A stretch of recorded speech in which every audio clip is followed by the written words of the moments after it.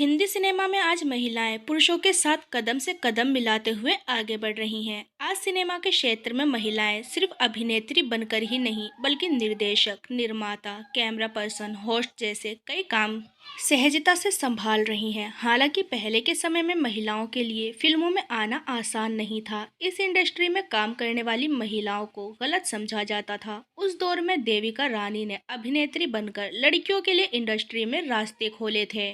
उन्हें भारतीय सिनेमा की पहली स्टार अभिनेत्री कहा जाता है। लेकिन दोस्तों, आज हम आपको इनके बच्चों के आज से रूबरू करवाएंगे, तो बने रहिए हमारे साथ वीडियो में। देविका रानी 9 साल की उम्र में ही पढ़ाई करने के लिए इंग्लैंड गई थी। वहां से उन्होंने Royal Academy of Dramatic Art में एक्टिंग की पढ़ाई की थी। वो जर्मन सिनेमा से बहुत प्रभावित हुई थी और अभिनेत्री मार्लिन डीट्रीज को काफी फॉलो करती थी। देविका रानी ने ही भारतीय सिनेमा को ग्लोबल स्टैंडर्ड पर ले जाने का काम किया था। उनके अभिनय की तुलना ग्रेटा गार्बो से की गई थी, इसलिए उन्हें इंडियन गार्बो भी कहा जाता है। देविका रानी स्वभाव से काफी गर्म मिजाज की थी, इसलिए उन्हें ड्रैगन लेडी भी कहते थे। जहां आज अभिनेत्रियों को अपनी पहचान सिद्ध करने के लिए ज्यादा से ज्यादा फिल्मों का हिस्सा बनना पड़ता है, तो वहीं अपने 10 साल के करियर में देविका रानी ने महज 15 फिल्मों में काम किया था। 1936 में आई फिल्म अछूत कन्या में देविका ने एक दलित लड़की का किरदार निभाया था। इस फिल्म के बाद उन्हें first lady of Indian screen की उपाधि दी गई थी। सरोजिनी नायडू और देविका में अच्छी दोस्ती थी। बताया जाता है कि उनके कहने पर ही पंडित जवाहरलाल नेहरू ने अछूत कन्या फिल्म देखी थी। वो इस फिल्म से इतने प्रभावित हुए थे कि उन्होंने देविका के नाम फैन लेटर लिखा था और बाद में उन्हें पद्मश्री से सम्मानित भी किया गया था। लंदन के समाचार पत्र में भी उनकी खबरें छपा करती थी, जहां उनके अभिनय और खूबसूरती की तारीफ होती थी। दिलीप कुमार को इंडस्ट्री में लाने का श्रेय देविका रानी को ही दिया जाता है। दिलीप डॉक्टर मसानी के साथ बॉम्बे टॉकीज के स्टूडियो गए थे, जहां देविका रानी ने उनसे पूछा था कि क्या वो एक्टर बनना चाहते हैं। इसके लिए आपको 1250 रुपए महीने की सैलरी मिलेगी।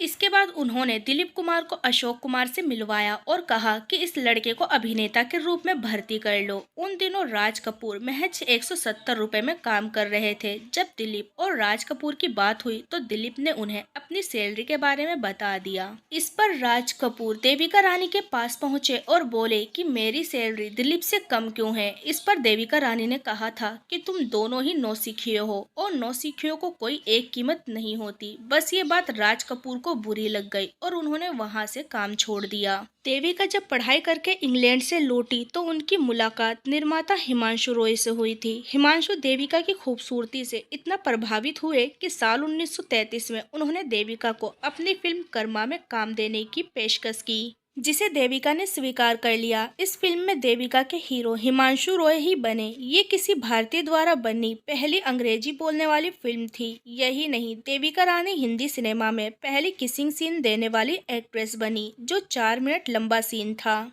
इस सीन के बाद देविका की काफी आलोचना हुई और फिल्म को प्रतिबंधित भी कर दिया गया था। बाद में हिमांशु ने देविका से शादी कर ली। देविका और हिमांशु रॉय ने साथ मिलकर बॉम्बे टॉकीज नाम का स्टूडियो बनाया था, जिसके बैनर तले कई सुपरहिट फिल्में बनी थीं।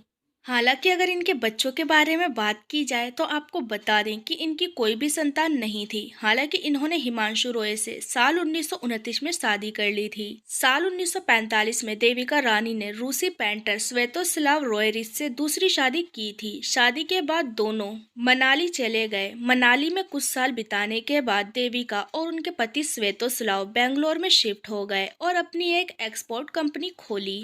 1940 में निर्माता हिमांशु रॉय का निधन हो गया और देविका रानी ने बॉम्बे टॉकीज का कार्यभार संभाला। इस स्टूडियो से पुनर्मिलन और किस्मत जैसी सफल फिल्में बनी। एक तरफ वो स्टूडियो का कार्यभार संभाल रही थी, दूसरी तरफ उनके मन में अभिनय को लेकर जद्दोजहद चल रही थी। इसी बीच जब वो दिलीप कुमार अभिनीत पहली फिल्म ज्वार भाटा के प्रोडक्शन पर काम कर रही थी, तो उनकी मुलाकात स्वेतोस्लाव रोरिक से हुई।